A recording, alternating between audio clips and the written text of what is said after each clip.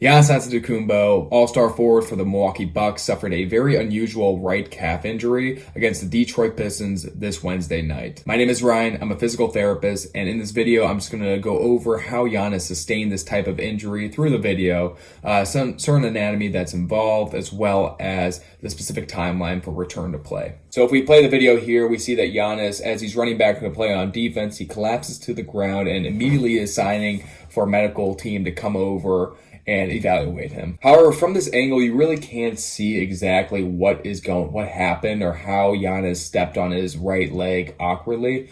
We have to kind of find from an aerial view of what actually happened.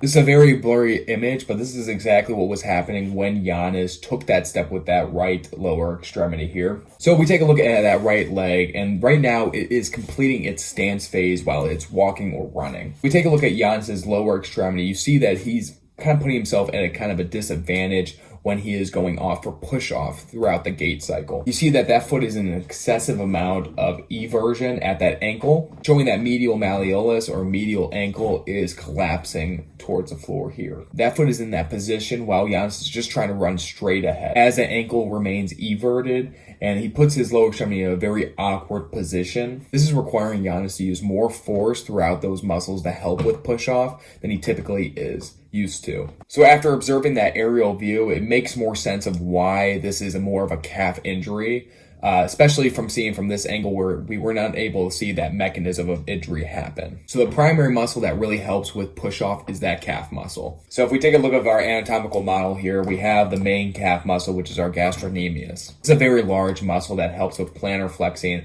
that ankle, which is when the toes are pointed down. You see that it attaches here to the Achilles tendon. This is a very important piece of anatomy as it's a cable that helps support and connect the calf to the ankle. Right when Giannis had that odd positioning where his ankle was everted and he was about to push off, that is when there is the highest risk for tears within this gastrocnemius muscle. Reason for that being is that it is eccentrically lengthened whenever he is getting ready to push off in the beginning. And then shown in this video here, it's going to quickly contract, just like it's shortening here to make the movement happen or that plantar flexion happen, so push off is efficient. So the big reason why people were not worried that it was an Achilles tendon rupture, which was a big issue last NBA season, was that right here you see Giannis rubbing against that lateral side of the muscle or the calf when he did get injured. Typically for calf strains, that's going to happen more proximally or near that muscle belly. And for an Achilles tendon rupture, we're going to show Tyrese Halliburton's injury again here, was when that Achilles basically popped and makes the whole leg jitter and shake. The point of when that Achilles tendon ruptures is right at the insertion point at the ankle. We found out today that he will probably miss about 2 to 4 weeks until he's re-evaluated again. This makes it indicative that it probably is more of a grade 1 strain instead of a grade 2. Grade 1, typically NBA players come back between 1 and 3 weeks, while grade 2, they'll come back between 4 and 8 weeks. So hoping Giannis Antetokounmpo, a very quick recovery, hoping he won't miss too much time, maybe a few weeks to a month. Hope you guys did enjoy the video though. Let me know if you have any questions down below, and thank you so much for watching.